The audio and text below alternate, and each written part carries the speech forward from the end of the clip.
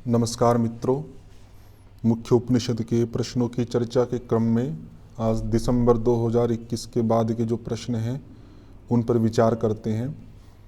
प्रश्न है आपका, तैत्तिरीय उपनिषद में यत्तो वाचो निवर्तन्ते अप्राप्य मनसा सह, इसके द्वारा किसका वर्णन किया गया है।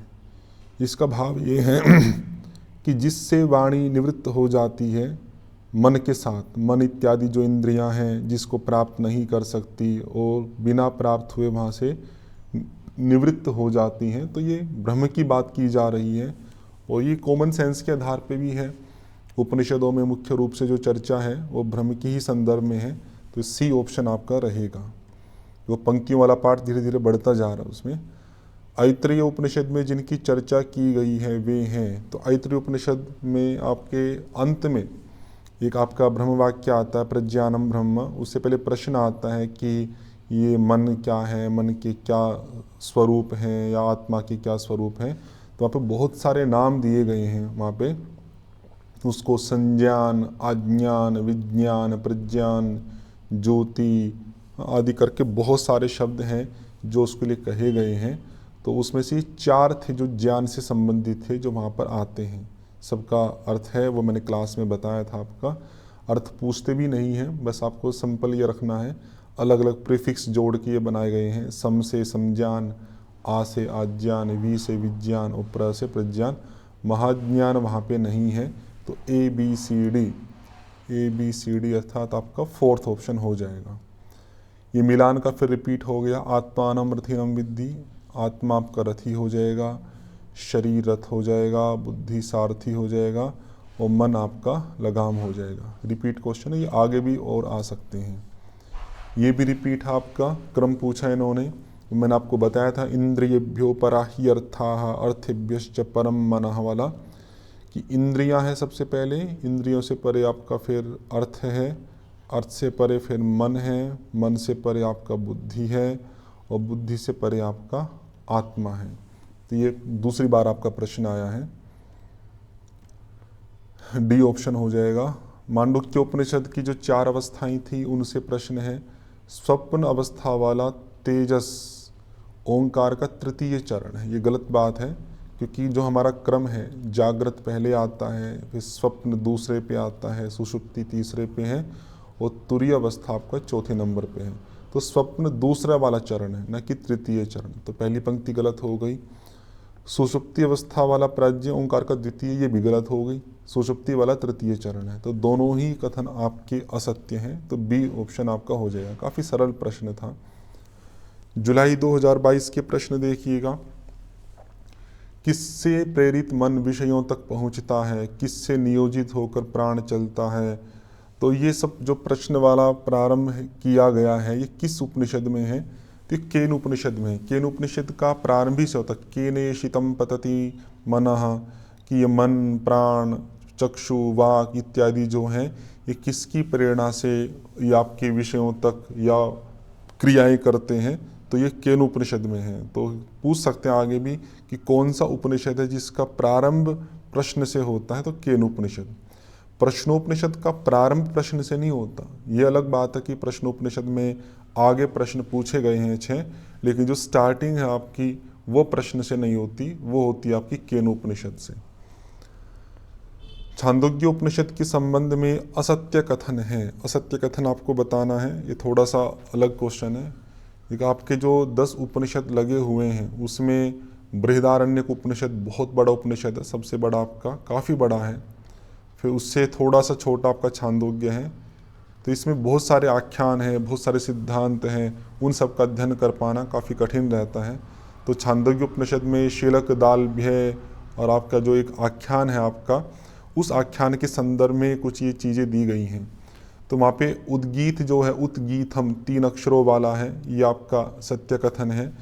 तो थोड़ा सा भी देखो, सारी चीज़ें नहीं भी पता हो, उद्गीत का हमने पढ़ा ही था क्लास के अंदर, उद्गीत हम 3 अक्षरों वाला है। तो उद्गीत 4 अक्षरों वाला, ये गलत हो गया। तो आपका ऑप्शन यही बनेगा कि असत्य कथन के रूप में। बाकी उपद्रव या हिंकार का आपको नहीं भी पता है तब भी चल जाता है। तो उपद्रव 4 अक्षरों वाला है, हिंकार 3 अक्षरों वाला है। ये वो शिलक का जो मैंने आपको बताया आख्यान, शिलक दालभ्य और वो आपका जो चाक्रायण का आता है, उसमें ये प्रसंग आपका है।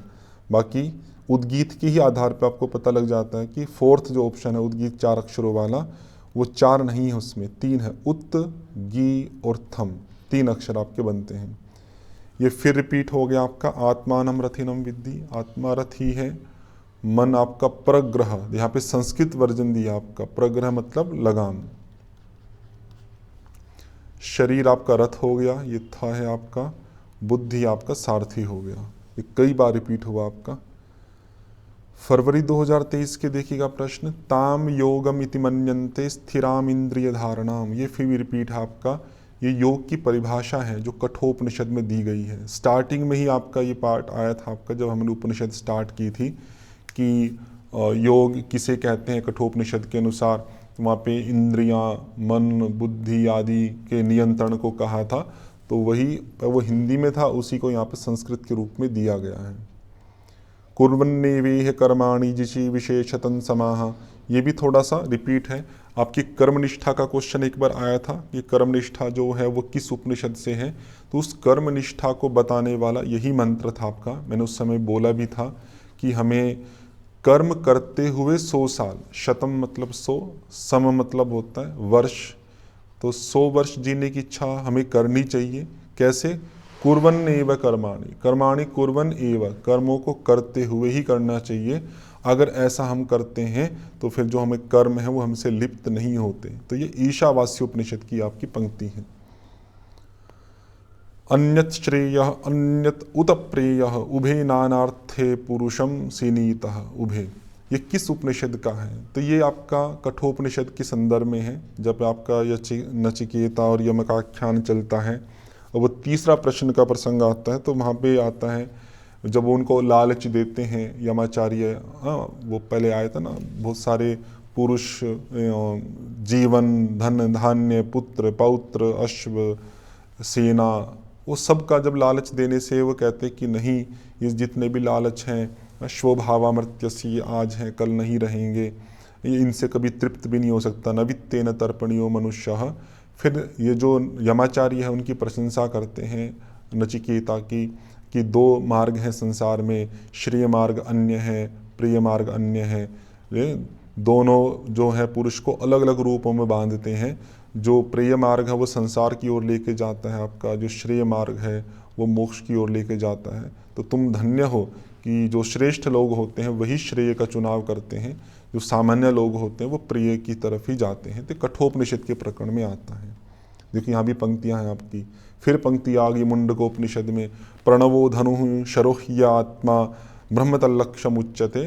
तो वहाँ पे एक उपमा आती है आपकी कि जो धनुष है वो प्रणव है, प्रणवो धनु शरोही आत्मा, जो आत्मा है उसको शर अर्थात बाण कहा है, जो लक्ष्य है आपका वो ब्रह्म है। कि प्रणव रूपी धनुष पे आत्मा रूपी बाण को यदि आप चढ़ाते हैं तो आप ब्रह्म रूपी लक्ष्य को प्राप्त कर सकते हैं। इम्पोर्टेंट पार्ट आपका।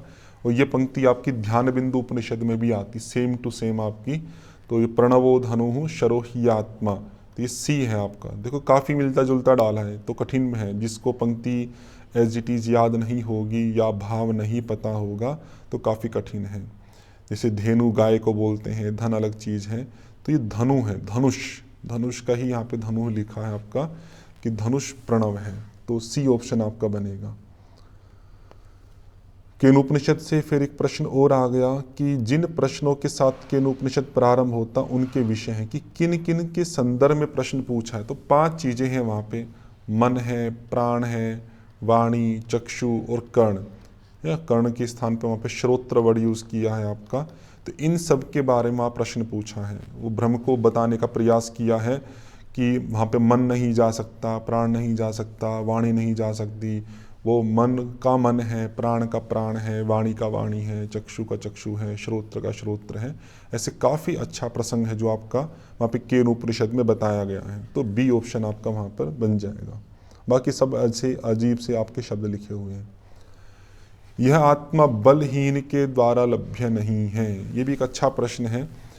कठोपनिषद में और मुंडकोपनिषद में कुछ विषय हैं जो मैच होते हैं आपके, जो कठ में भी है मुंडक में भी है। जैसे कठोपनिषद में नायम आत्मा वो आपका आता है, प्रवचनेन लभ्यन मेधया न बहुना श्रुतेन। ये तो कठ और मुंडक में सेम पंक्ति है। प्रवचन है आपका, प्रवचन से प्राप्त नहीं हो सकता, मेधा से प्राप्त नहीं हो सकता, बहुत सुनने से प्राप्त नहीं हो सकता। ये सेम के सेम है, कठ में भी है मुंडक में भी है। लेकिन मुंडक में आगे और आता, नायमात्मा बलहीन लभ्य, वो बलहीन के द्वारा प्राप्त नहीं हो सकता, वो प्रमादी के द्वारा प्राप्त नहीं होता, वो अलिंग तप के द्वारा प्राप्त नहीं हो सकता। ऐसे 3 चीज़ें और आपकी वहाँ पर बताई गई हैं। तो ये बलहीन वाला पार्ट मुंडक में है, कठ में नहीं है। तो डी आपका मुंडकोपनिषद हो जाएगा। अच्छा प्रश्न था। छांदोग्य उपनिषद के अनुसार आपको बताना है कौन सा सही है कौन सा नहीं है। कि अंगिरा ऋषि ने वहाँ पे जब उसकी उद्गीत की चर्चा आती है कि उद्गीत किसका प्रतीक है, तो फिर बताया उद्गीत जो है वो मुख में स्थित जो प्राण है, मुख्य प्राण, उसका प्रतीक है। फिर उसके अलग अलग नाम बताए थे। उस मुख्य प्राण को हम बृहस्पति भी बोलते हैं, ठीक है, हम उसको आंगिरस भी बोलते हैं, आंगिरस भी कहा उसको, उसको बक भी कहते हैं। ऐसे करके कई नाम आपके वहाँ पे बताए गए हैं। तो उसी के संदर्भ में आपका ये प्रश्न है आपका कि अंगिरा ऋषि ने मुख्य प्राण के रूप में उद्गीत की उपासना की थी। बिल्कुल सही है। इसी कारण से उसका नाम क्या पड़ गया था, आंगिरस पड़ गया था। प्राण को आंगिरस नहीं कहते, गलत बात है, प्राण को आंगिरस कहते हैं। क्यों कहते हैं? क्योंकि प्राण अंगों का रस है, कि अंगों का जो सार है, पूरे शरीर का जो सार है वो प्राण है। तो ACOD ये आपका ऑप्शन हो जाएगा, ACD। अच्छा, ई दिखावे थोड़ा गलत हो गया शायद, ये कुछ छूट गया तो कोई पंक्ति आपकी ऐसी। तो अभी इतना कर लीजिए कि ये भी सही है, सी भी सही है आपका और डी भी सही है। तो ये ऑप्शन हो सकता है समथिंग। ये ई ना लिख के डी होना चाहिए था, या कोई पंक्ति और भी शायद छूट गई हो। तो पंक्ति मुझे पता नहीं कौन सी छूटी होगी। इन दी हुई पंक्तियों में 3 आपके हैं, ACD। तो कोई ई वाला पार्ट भी हो सकता है, उसकी मुझे जानकारी नहीं है, वो दोबारा देखना पड़ेगा। जून 2023 का देखिएगा। नवित्तेन तर्पणियो मनुष्य, अभी मैंने आपको बताया कठोपनिषद के प्रसंग में आता है। नचिकेता यम के आख्यान में वह जब प्रलोभन दिए गए थे यमाचार्य के द्वारा आपके नचिकेता को, तो नचिकेता उन सबको मना कर देता कि ये सब चीज़ें मुझे नहीं चाहिए। तो उसी संदर्भ में ये पंक्ति कहता, नवित्तेन तर्पणियो मनुष्य। बहुत प्रसिद्ध पंक्ति है कि ये जो मनुष्य है ये वित्त से, धन से, संसाधनों से कभी भी तृप्त नहीं हो सकता, कि जितना जितना उन संसाधनों को भोगेगा उतनी उतनी इच्छाएं बढ़ती हैं। योग दर्शन में महर्षि व्यास कहते हैं कि जो कामनाएं हैं वो भोगों से शांत नहीं होती, कामनाएं भोगों के भोगने से बढ़ती है, कई गुना बढ़ती। जितना जितना भोगती जाएंगी कामना उतनी ही बढ़ती जाएगी। कामनाएं कामनाओं के त्याग से हटती हैं, तो त्याग से कामनाएं हटती हैं, भोग से कामनाएं बढ़ती हैं। तो उसी संदर्भ में ये आपका वाक्य जोड़ सकते हैं, कठोपनिषद का है। फिर तैत्तिरीय उपनिषद के अनुसार स्वाध्याय एवं प्रवचन में भावित होने का सही क्रम है कि हम कैसे कैसे स्वाध्याय और प्रवचन में मतलब हम भावित मतलब लग सकते हैं या जुड़ सकते हैं। तो वैसे तो वो कोई क्रम है नहीं, इन्होंने वो अपनी हिसाब से क्रम बनाया है। वो तो एक पार्ट है आपका सिंपल ऋतम स्वाध्याय च प्रवचने च, सत्यम स्वाध्याय च प्रवचने च, ऐसे पंक्तियाँ आती हैं। तो वो पंक्तियाँ क्रम से लिखी है, तो उन्होंने उसको क्रम के रूप में बना के प्रश्न पूछ लिया है, वास्तव में वो क्रम नहीं है। तो वहाँ पे बहुत सारे शब्द आते हैं आपके। पहले रित आता है, रित, सत्य, तप, दम, शम। तप दिया नहीं है उन्होंने तो दम ले लीजिए आपका। फिर शम आता है आपका, फिर अग्नि आती है। ऐसे और भी बहुत सारे शब्द हैं जो वहाँ पर पढ़े गए हैं। तो उन सबको याद रख पाना काफ़ी कठिन है, क्योंकि बहुत सारी चीज़ें हैं वहाँ पे। फिर भी आप रखना चाहें तो रख सकते हैं, क्योंकि एक बार प्रश्न आया है तो आगे भी वो प्रश्न आपका पूछा जा सकता है।